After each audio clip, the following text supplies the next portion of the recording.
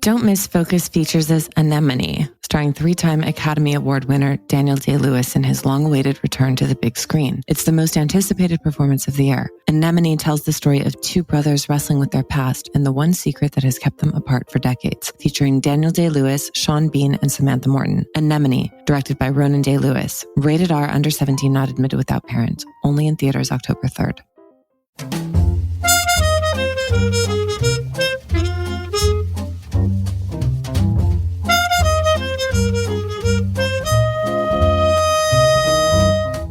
Happy Saturday. It's September 27th, 2025, and you are listening to Morning Meeting. I'm Ashley Baker in New York City. I'm Michael Haney in New York City. Okay, Michael, what's going on the Upper East Side? Yesterday, someone told me it's the new West Village, and every piece of evidence I've seen has supported that thesis. Okay, give me your evidence.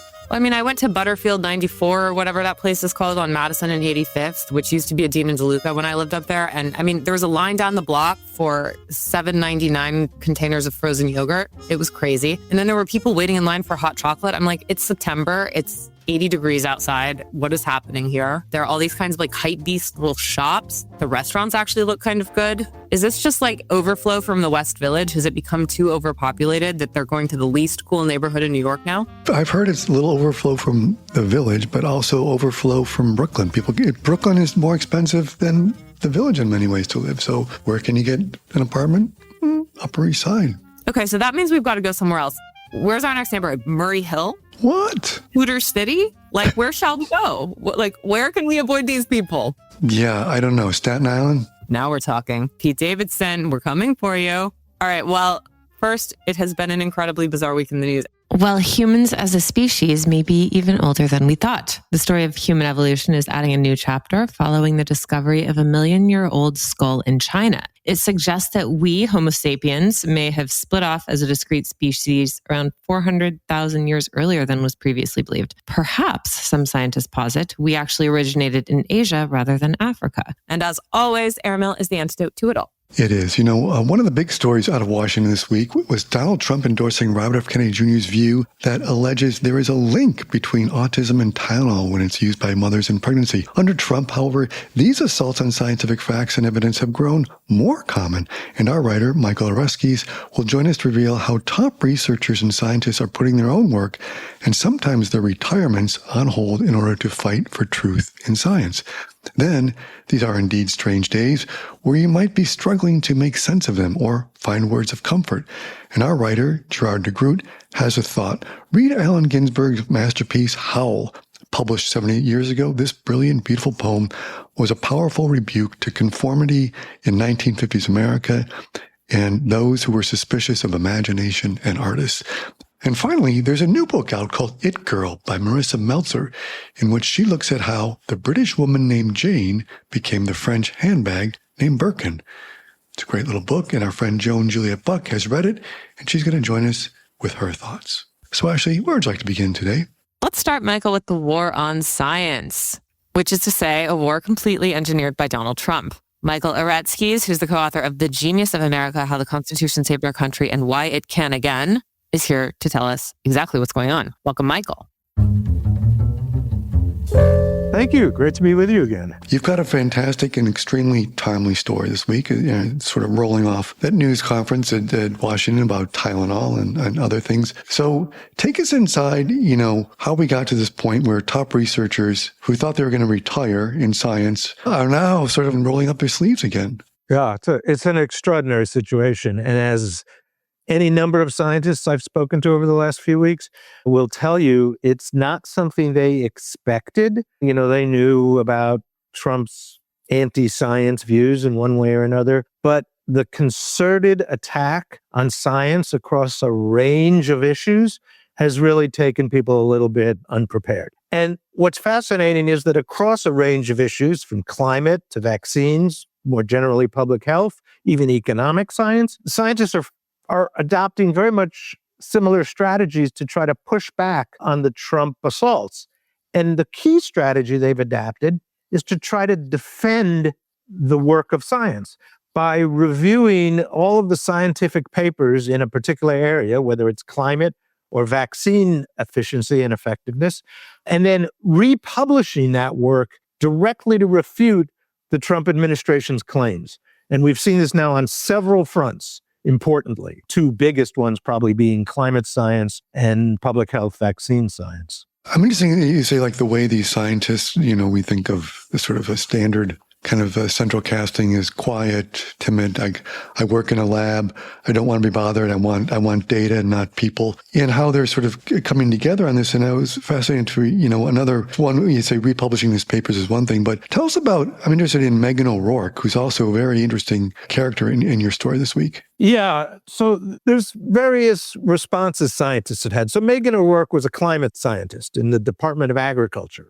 As you can imagine, climate change is pretty important to agriculture, and she was pretty committed to her work. But as Trump started to dismantle the climate science function within the United States government, and he's doing that across a range of things, Megan O'Rourke decided that her best response was to quit and run for office. So she is, in fact, now a candidate for the Democratic nomination for Congress in a swing district in New Jersey. Ironically, a district held at the current time by Thomas Kean, who's the son of a former governor of New Jersey, who was actually quite an environmentalist. So times changed, but she was very eloquent about the idea that she needed a way to fight back, and she couldn't do it from within her job. So she's running for office. And she kind of captures what a adventure this is for scientists, because as she herself acknowledged, she wasn't really trained for or prepared for what it meant to be a candidate for office. And at her first appearance, which was covered by Science magazine, they were so taken by the idea of a scientist running for office. And they pointed out that this was very rare and that there are actually only 3 science PhDs in Congress right now. So a pretty rare breed, a unicorn. They went to her first campaign event and kind of acknowledged she was not quite ready for prime time, but she says she wants to learn. You've talked to a lot of scientists, some of who are retired, some of whom are still in government agencies or in government positions, obviously. You say that a lot of them are adopting what Andrew Dessler, I think, calls a balancing act. So tell us, it's got to be very pressure-filled for these guys now and women, right? Yeah. So there's scientists who are in different positions from a political point of view. There are scientists who still are in the government, and that's an extremely difficult and awkward situation, and one we witnessed firsthand this very week, because the researchers at the Food and Drug Administration issued a finding about the risks of Tylenol, and they were very explicit that while there are some studies that suggest some kind of association between a pregnant woman taking Tylenol and later development of autism in their child, there's no finding of an actual causation. There is no finding that says Tylenol causes autism, period. And so they issued a finding simply saying doctors should be cautious and maybe seek to minimize Tylenol in some situations for treating low-grade fevers. Trump, at a news conference, where he went on for an hour about his feelings about autism and his feelings about science, simply blew right past that and said to people, particularly to pregnant women, don't take Tylenol. The scientists, his own scientists, the people who work for him, didn't say that.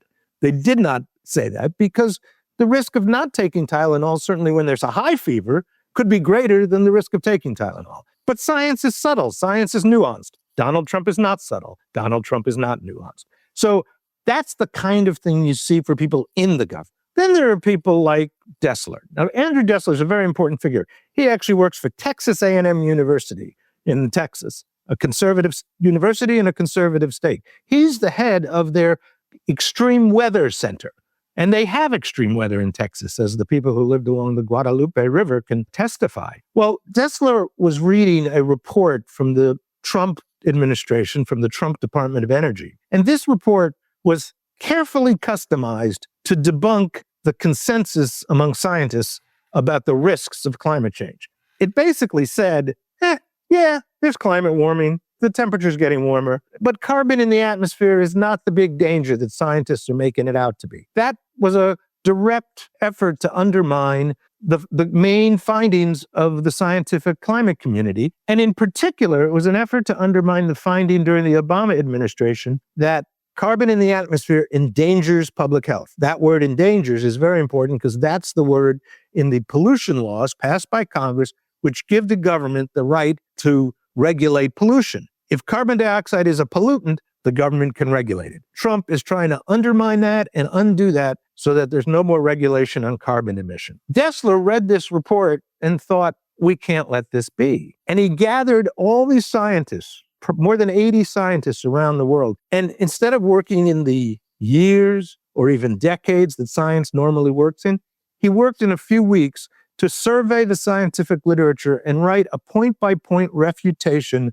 of the Trump administration's report. So in other words, he was trying to reassert the validity of the science. And that's the heart of what I think a lot of scientists are trying to do right now, which is reassert the validity of science. And that's an amazing fight, and one that I think we will all be affected by.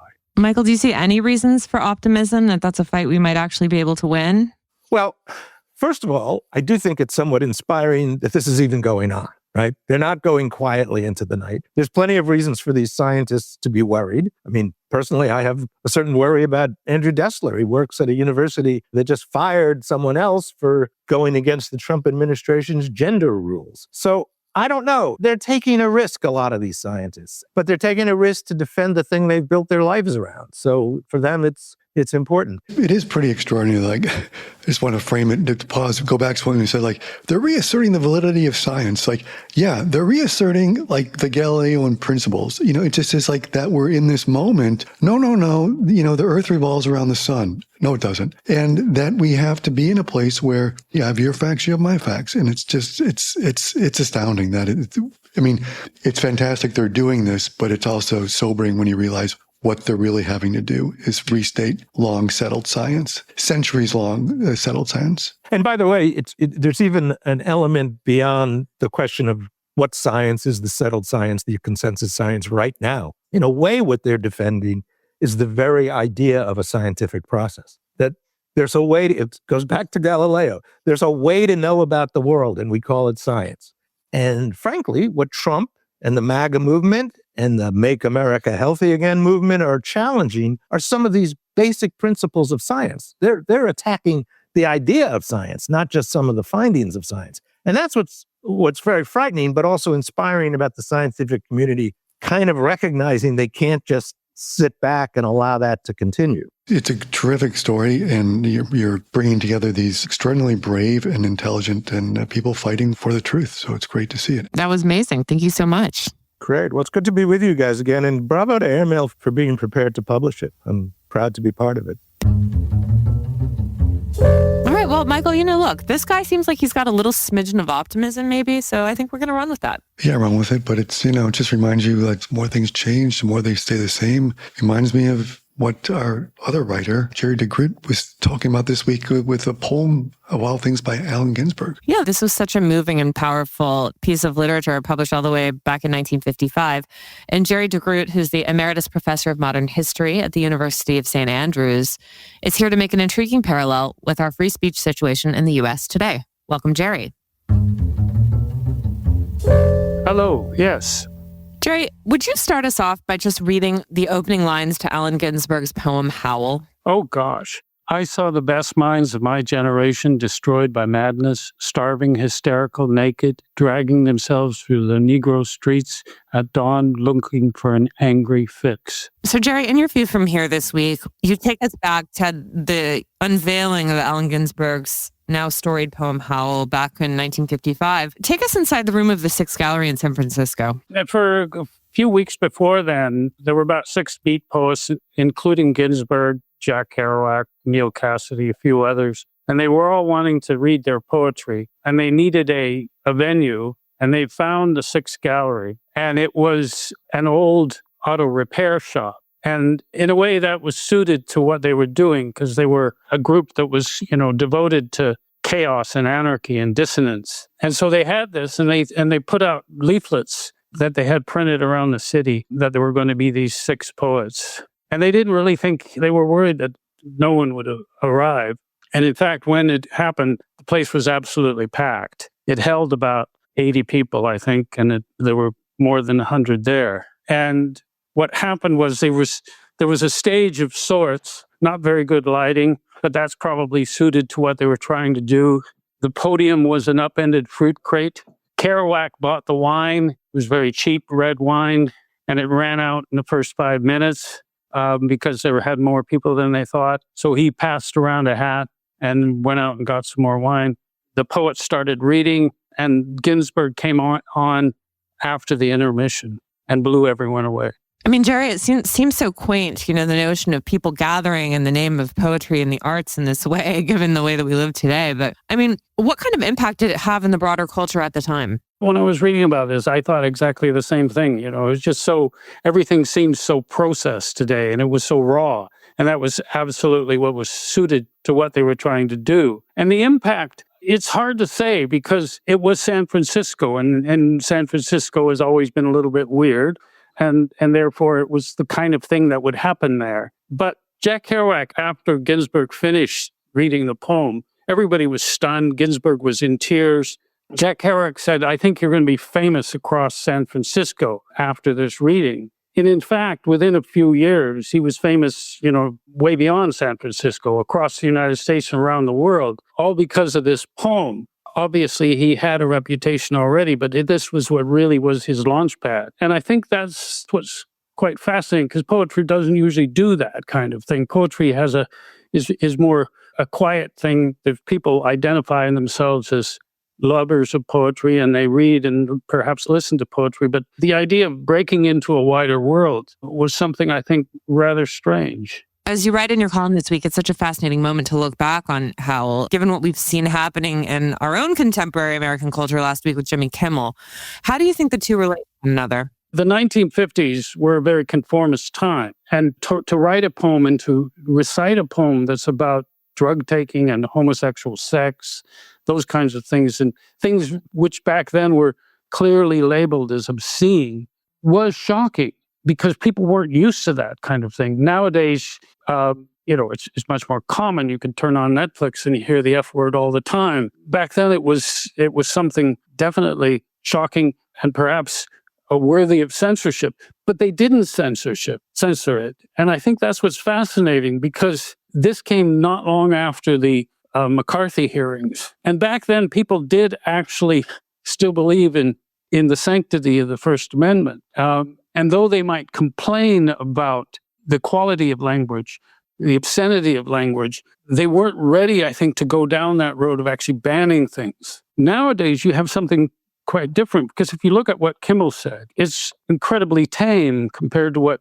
is in Howell, 7 pages of what was labeled back then obscenity. But nowadays, it's something completely different, because it's not, Kimmel got censored. I mean, it was like they completely disregarded the First Amendment. And what he got censored for was because there's a bully in the White House who didn't like what he was saying. And what Trump has been trying to do, or been doing very successfully, is using the market and economics to pressurize these institutions, ABC in this case, to ban and in effect to censure. So to go around the First Amendment, in fact, completely disregard Kimmel's First Amendment rights to say what he wanted to say. Jerry, one of the things I think is so fascinating is, as you know, I mean, it was such an overt challenge to the First Amendment back then. People, as you said, believed in the idea of free speech, but it wasn't really being pushed into the public sphere as much with complex and perhaps offensive thoughts.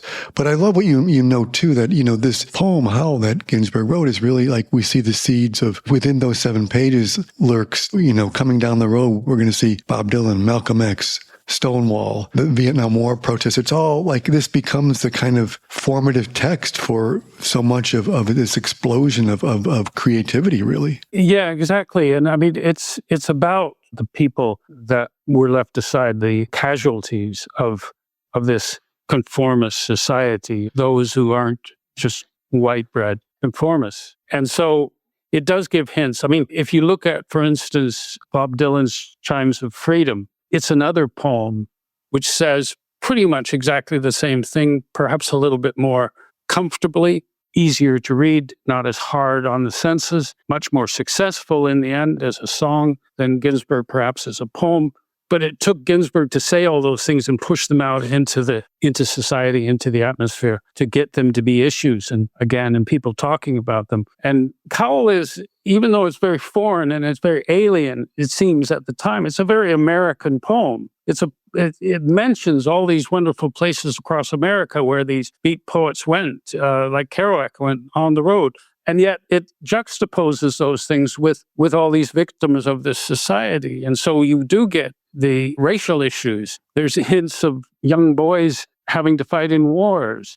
And it's obviously a poem about homosexuality and about not wanting to stay in the closet anymore. And that's incredible for 1955. Once you get into 1960s, you get Stonewall and stuff, and you get a more openness about being gay. That in the 60s was seen as revolutionary. But to think that Ginsberg did it 10 years earlier, that's astonishing, really. Well, Jerry, thank you so much for this essay and this parallel. It's an incredibly important time to be talking about all of this. You're very welcome. That's terrific, Jerry. Don't miss Focus Features as Anemone, starring 3-time Academy Award winner Daniel Day-Lewis in his long-awaited return to the big screen. It's the most anticipated performance of the year. Anemone tells the story of two brothers wrestling with their past and the one secret that has kept them apart for decades. Featuring Daniel Day-Lewis, Sean Bean, and Samantha Morton. Anemone, directed by Ronan Day-Lewis. Rated R, under 17, not admitted without parent. Only in theaters October 3rd. Well, Michael, I don't know about you, but I can never get tired of reading or learning about the one and only Jane Birkin, not only her music, but her style and the bag that bears her name. Joan Juliette Buck, who was the editor of French Vogue from 1994 to 2001, as well as an author and an actress, is here to tell us all about it. And don't forget to read Joan's book, The Price of Illusion. It's one of my favorite fashion-y memoirs of all time. Welcome, Joan. Hello, thank you for having me. So in the issue this week, you review a new biography by Marissa Meltzer about the one and only Jane Birkin. You know, she's one of those characters who looms so large in the public imagination, but what did you learn about her from reading Meltzer's book? First of all, Meltzer's book, it's called It Girl, which is a point I make right at the beginning. And, you know, the thing about Jane Birkin, she was an actress, she was a singer, she recorded 20 albums, she was in an enormous amount of movies. Well, I guess she was the emblematic Brit who went to Paris, had sex, and became famous. And her relationship with Serge Gainsbourg, the song they did, Je t'aime moi non plus, all those emblematic things about her. But the thing that has made her most famous in the public imagination is the Birkin bag, which was named after her. When the head of Hermes ran into her on a plane, she carried a basket everywhere. He was appalled. She was carrying a basket. He was the head of Hermes. And he's sitting next to her and he obviously wants to start, chatting her up. He says, well, what kind of bag would you wear? Would you carry? So she draws a bag. So it's the inception of the bag that made her a global household name, which her work never did. And how did she feel about that later in her life, that in many ways became her legacy? One of the things I learned in the book is that, first of all, she was not given a royalty. Dumas from Hermes made this bag for her. It's big, it's bulky, it weighs a ton. And as she said, lovely quote in the book, that it was like carrying a dead donkey because she had so much stuff in it. Dumas did not pay her royalties, but he would send her these bags. He would send them every couple of years. The first one, she'd had it 10 years. She sent it off to be sold for an AIDS charity. And then she kept receiving them and she kept selling them. Not selling them for herself, but putting them up to auction for charities. And her profound humanity, I knew her a bit and I knew that she was like that, but finding out that she systematically sent the swag to raise money for charities, pretty good. Let's go back to her work a little bit because, as Meltzer addresses in the biography and as you get to as well in your review of it, I mean, she did do some fairly amazing things in the worlds of music and cinema. There was Je t'aime moi non plus, which introduced her and introduced this very specific way of singing she had, which is very, very high. It's very, very high notes and it's tentative, it's gentle, it's girlish above all, which is, of course, what excites the older Frenchmen the most. And she made a huge career with these songs, not just what she did with Gainsbourg, but what she went on doing. And what she played, she was first seen in something before she did a Blow Up. But in Blow Up, she was one of the two nymphets rolling around on the no-seam paper in the photographer's studio. And she had the long straight hair. She was just, a London dolly bird. But then when she went to France, She did many more films. And what was so interesting was as she aged away from plastic surgery, away from any tucks or amendments.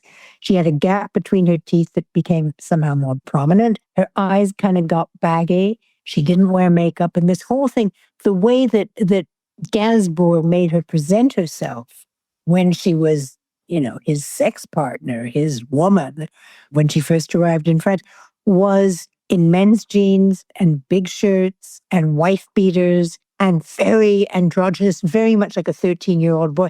As she aged in France in these movies, you see her being more and more daffy and less cooked up for presentation, cooked up for consumption. There's a note of reality that she struck. And there's a movie that Merchant Ivory made called A Soldier's Daughter Never Cries. Kaylee Jones's autobiography. She was the daughter of James Jones, the writer. And in it, she plays this completely daffy British woman called Mrs. Fortescue, who's in the lineage of practically Margaret Rutherford. Now, she was only in her early 50s when she plays, but it's the sort of woman who even she can't really pay the school fees, and she's sort of very artistic and completely impractical.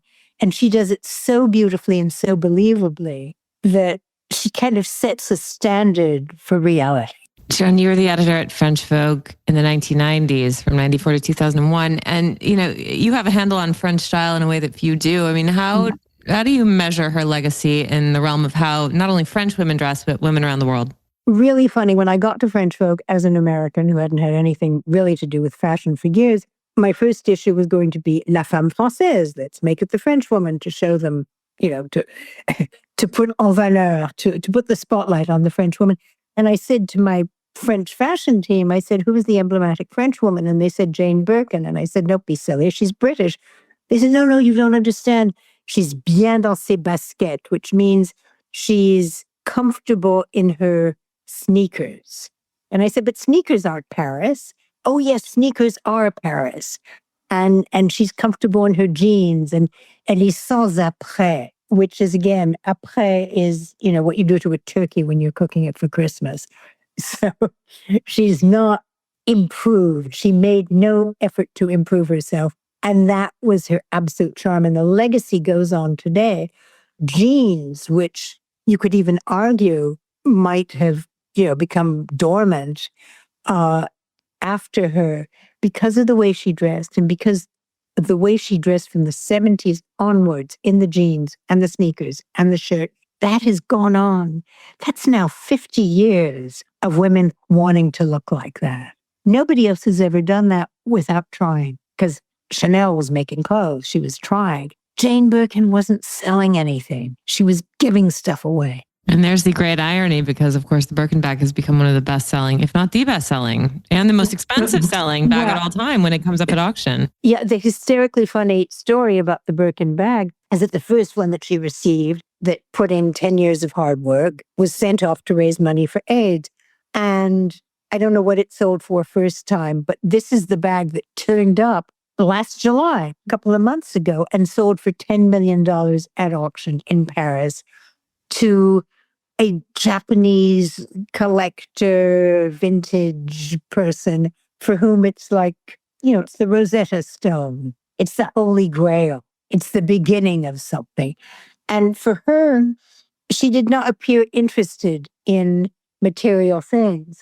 And yet she's come to be associated with the single most expensive material fashion thing ever. That's the irony.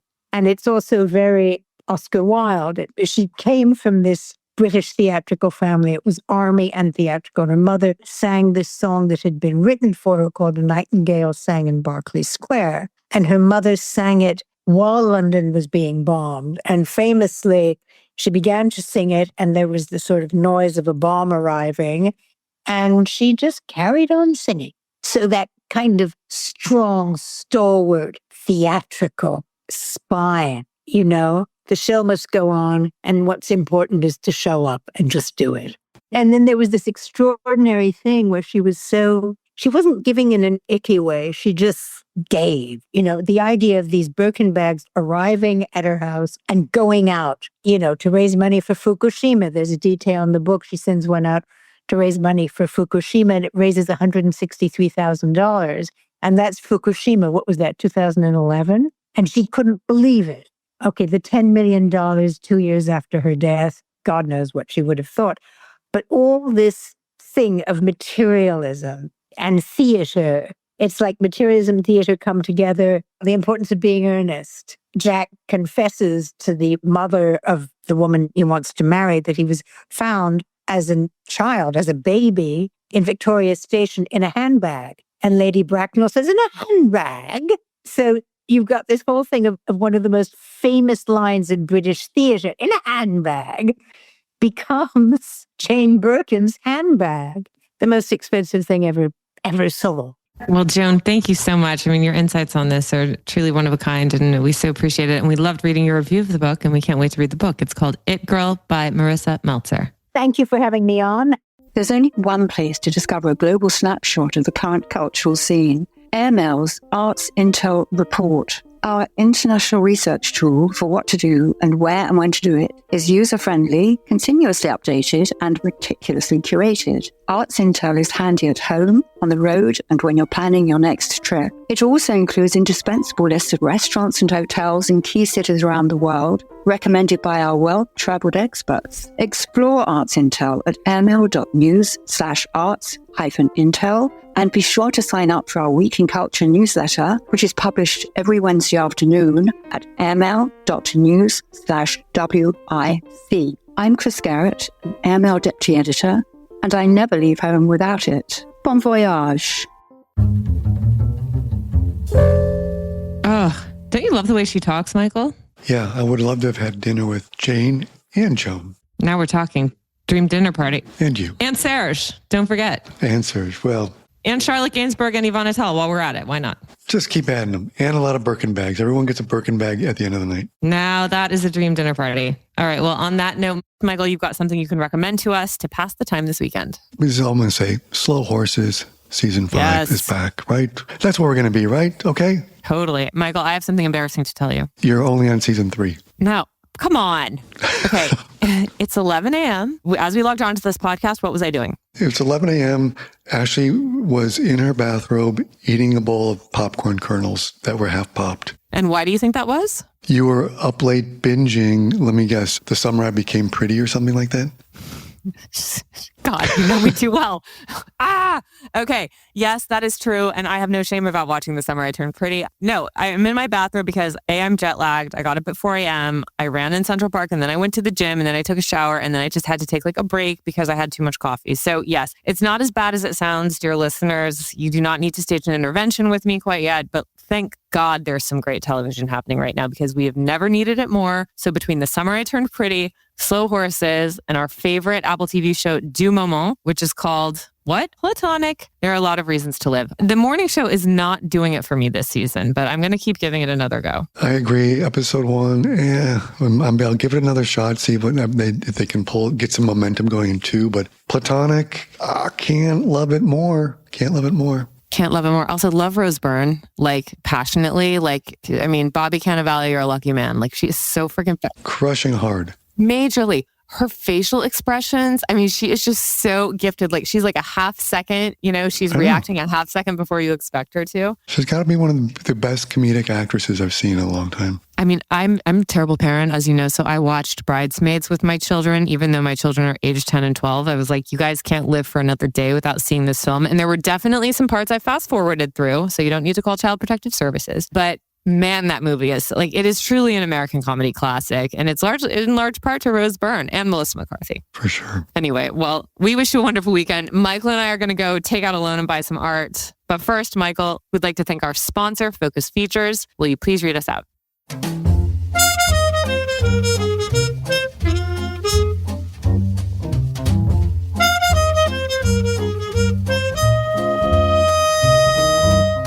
Absolutely Morning Meeting is produced by Airplay Productions and edited by Jesse Cannon. Our co-editors are Graydon Carter and Alcide Stanley. Our chief operating officers Bill Keenan. And our deputy editors are Ashley Baker, Chris Garrett, Nathan King, Julie Vitale, and Ash Carter. Our CMO is Emily Davis, and our music supervisor is Randall Poster. Our theme music is The Cute Monster by the Buddy Collette Quintet. A new edition of Airmail is published every Saturday, so please subscribe and enjoy all of our stories on airmail.news, which we update every day. You can also find us on Twitter and Instagram at Airmail Weekly. We will be back here next Saturday with another edition of Morning Meeting. But in the meantime, be sure to subscribe at Spotify or Apple Music. But most of all, thank you again for joining us.